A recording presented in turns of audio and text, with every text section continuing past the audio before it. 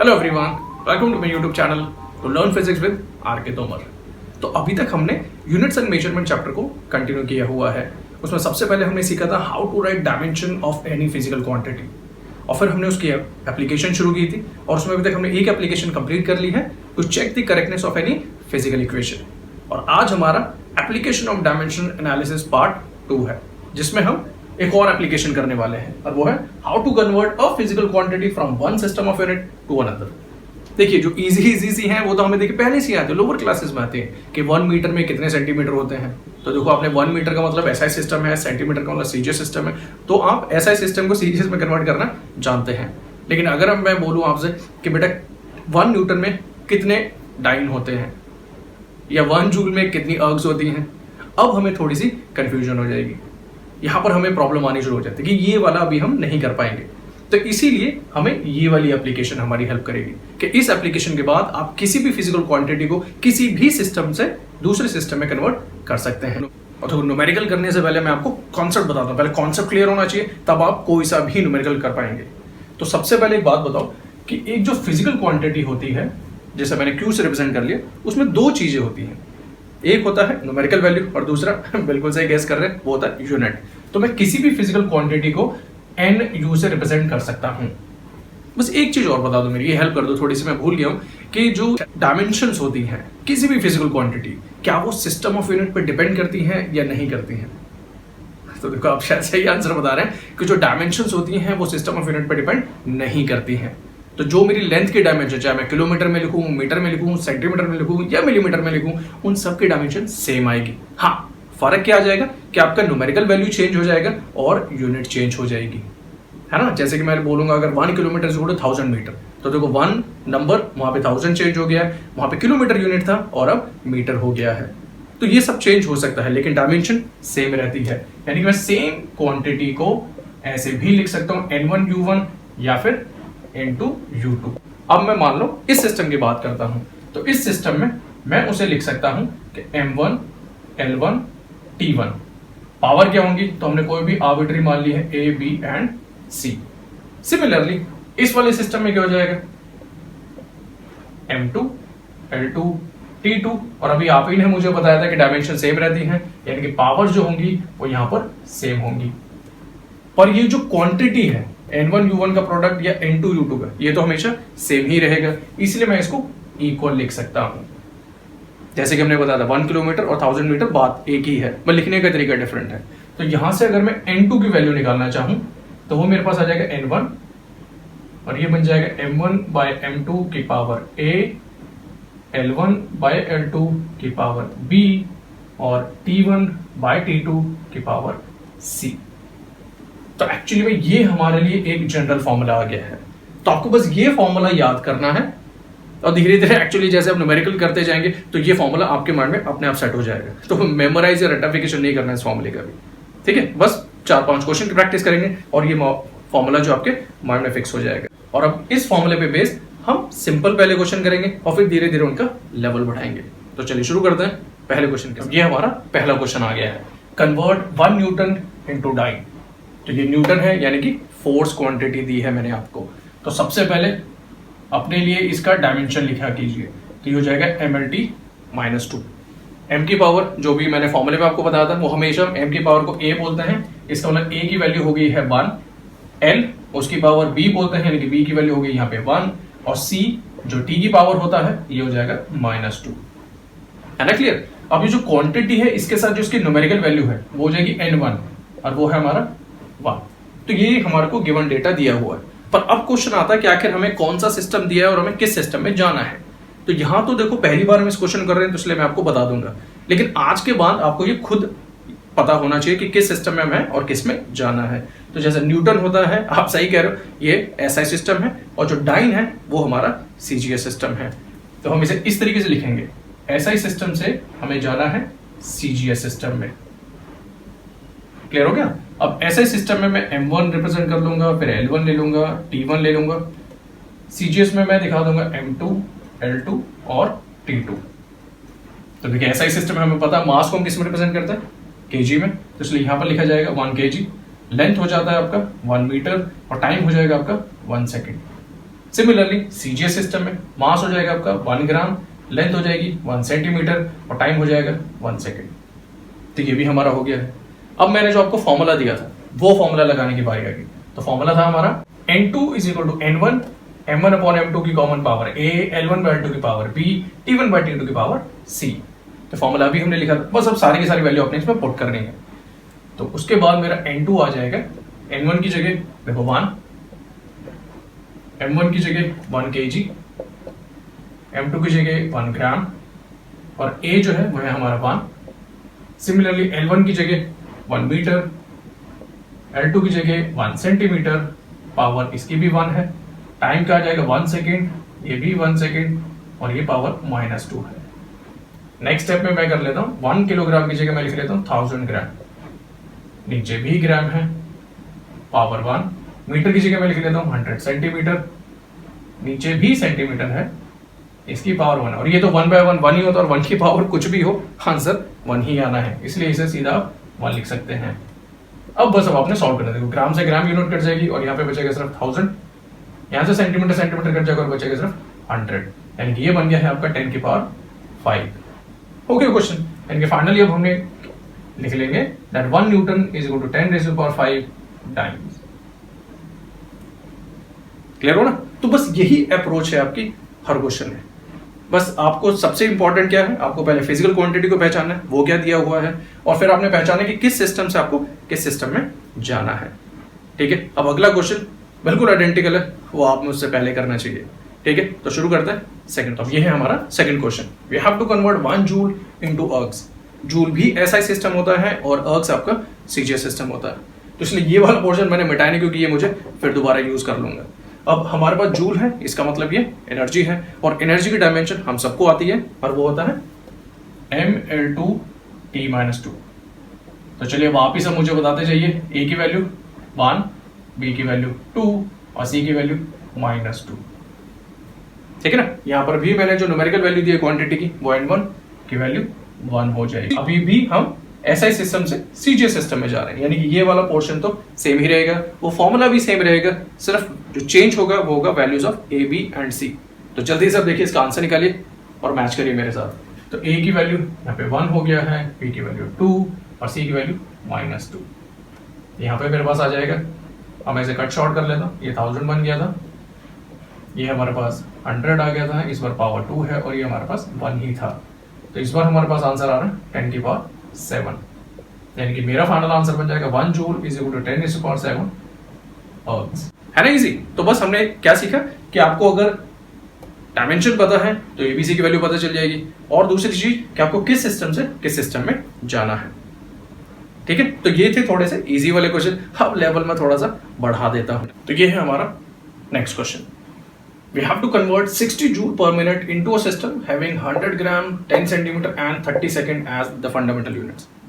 ठीक है, तो शुरू करते हैं। सबसे पहले हमें पहचानना है क्या करिए, क्वांटिटी ही क्या दी है। तो जूल पर मिनट बिल्कुल सही कैच कर रहे हैं आप, यानी कि ये work done per unit time है, यानी कि पावर है। तो पावर है, तो पावर की जो डायमेंशन होती है वो होती है mL2T-3। तो इसमें इसकी वजह से ए की वैल्यू 1 आ जाएगी, बी की वैल्यू 2 आ जाएगी, सी की वैल्यू -3 हो गई है। डन। अब आती है बारी N1 की। तो N1 बताओ जरा मेरे को कि इसमें N1 कितना दिया है। मुझे मालूम आप कह रहे हैं सर ये तो बहुत ईजी है, 60 दिया हुआ है, लेकिन इस बार 60 नहीं लेना है, क्योंकि ये मेरे पास जो सिस्टम है वो जूल पर मिनट है, ये कोई सिस्टम ही नहीं है, ये होना चाहिए तो जूल पर सेकंड।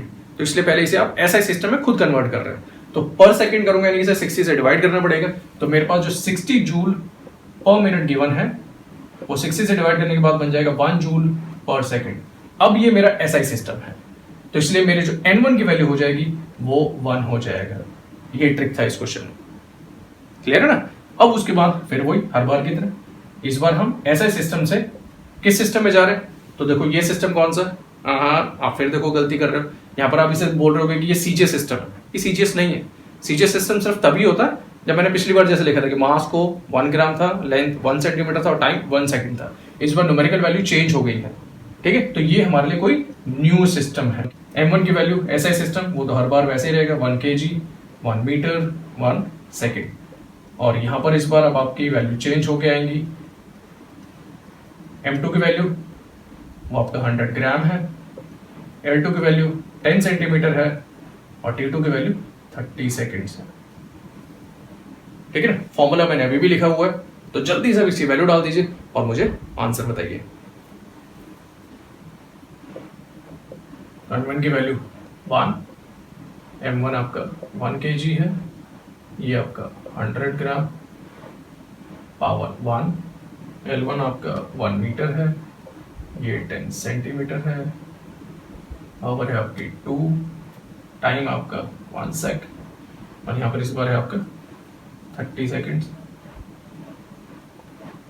पावर है -3। चलिए, तो ये आपके पास बन जाएगा 1000 ग्राम अपॉन 100 ग्राम, पावर 1 ही है,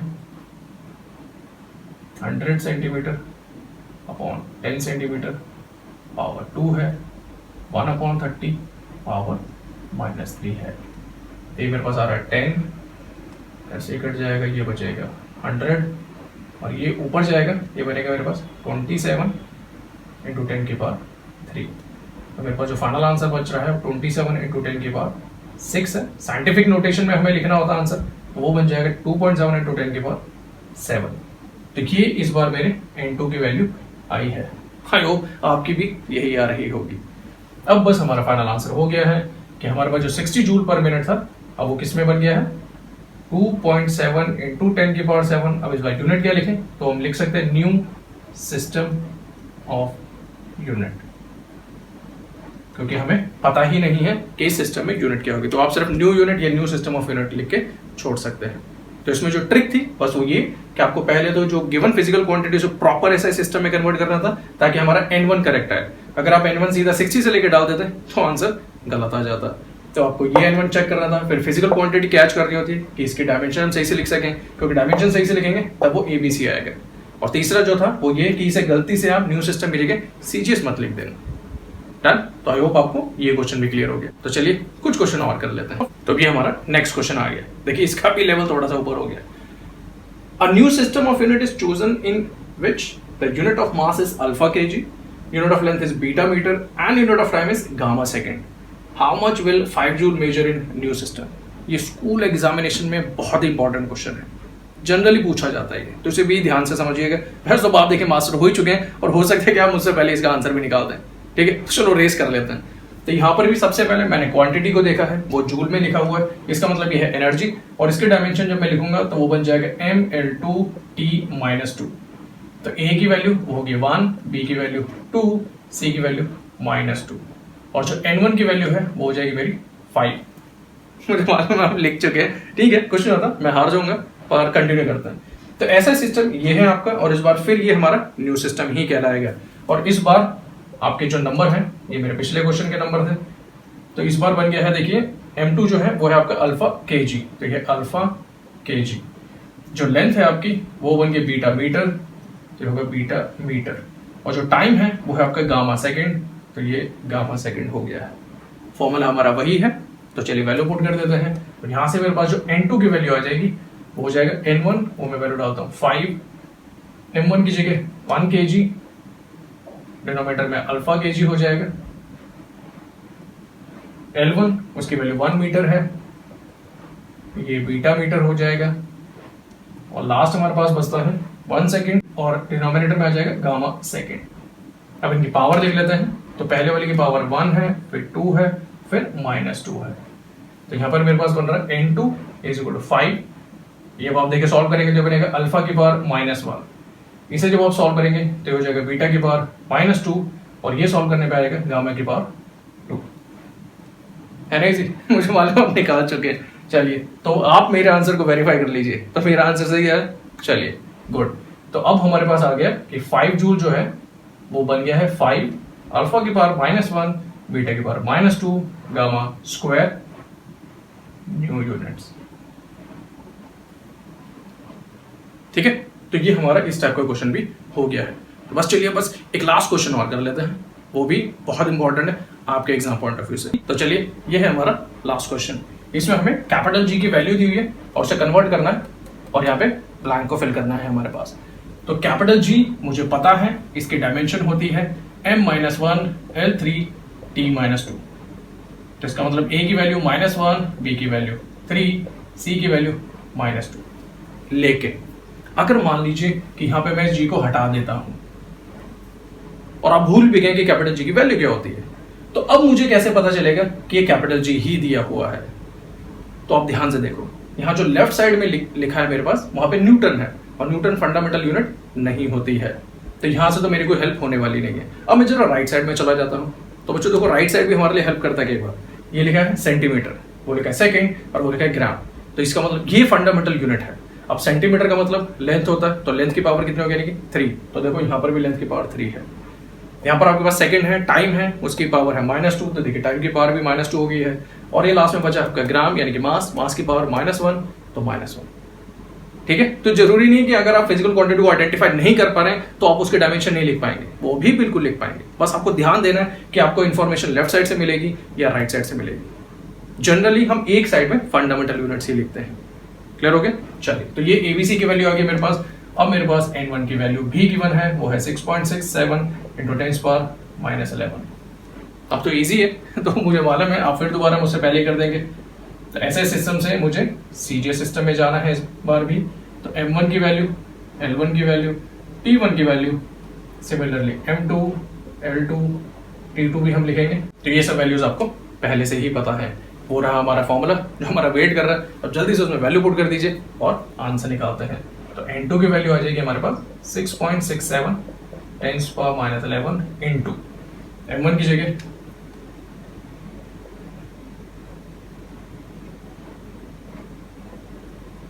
फिर L1 और L2 की वैल्यू डाल देते हैं।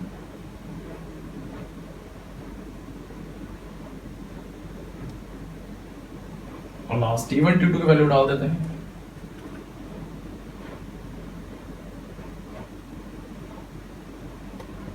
ये C-2 था, गलती से मैं 2 लिख चुका हूं। मुझे मालूम है कि आपने मुझे पॉइंट आउट कर लिया होगा कि सर ये आप गलत लिख चुके हैं। चलिए, बहुत अच्छी बात है। तो अभी हमारा हो जाएगा 6.67 10⁻11। अब देखिए यहाँ पे हमने लिख भी लिया होगा 1 kg डिवाइडेड बाय ग्राम, वो आपका देगा 1000, पावर हो गया -1। 1 मीटर डिवाइडेड 1 सेंटीमीटर, ये आपको देता है 100 और पावर हो जाएगी 3। ये तो आपका 1 ही आ जाएगा, उसकी पावर कुछ भी हो, हमें कोई फर्क ही नहीं पड़ता हालांकि। तो ये हो जाएगा 6.67 10⁻11। ये बन जाएगा मेरे पास 10 की पावर -3 और ये बन जाएगा हमारे पास 10 की पावर 6। तो इस तरीके से ये आ रहा है मेरे पास फाइनल आंसर 6.67 × 10 की पावर -8। ठीक है ना? तो बस ये वैल्यू हमने यहाँ पे लिख देनी है। तो हमारा यही है फाइनल आंसर जो हमें चाहिए था। तो इसी तरीके से आपने बाकी क्वेश्चन भी ट्राई करने हैं। आज की क्लास का एक क्वेश्चन एज अ होमवर्क, तो ये है आपका आज का homework. Find the value of 10 joule on a system having 100 gram, 10 centimeter and 30 second as fundamental units। देखिए ऐसा ही मिलता जुलता क्वेश्चन हमने किया भी हुआ है, बस ये प्रैक्टिस के लिए है आपका। तो इसका आंसर जरूर निकालिएगा और जरूर ही निकालिएगा और मेरे कमेंट बॉक्स में जरूर डालिएगा। तो बच्चों इसी तरीके से और भी क्वेश्चन आप प्रैक्टिस कर सकते हैं, लेकिन अप्रोच फॉर्मूला वो यही रहने वाला है। So that's all for today. I hope आपको आज का टॉपिक भी पूरी तरीके से क्लियर हो गया होगा। क्लियर का मतलब समझ आ गया होगा, ये नहीं कि ऊपर से ही चला गया है। अगर ऊपर से चला गया तो इस वीडियो को दोबारा से देखिए। तो फिर मिलते हैं फिर अगली वीडियो में third and last application of dimensional analysis के साथ। Till then keep applying physics in your daily life. जय हिंद, जय भारत।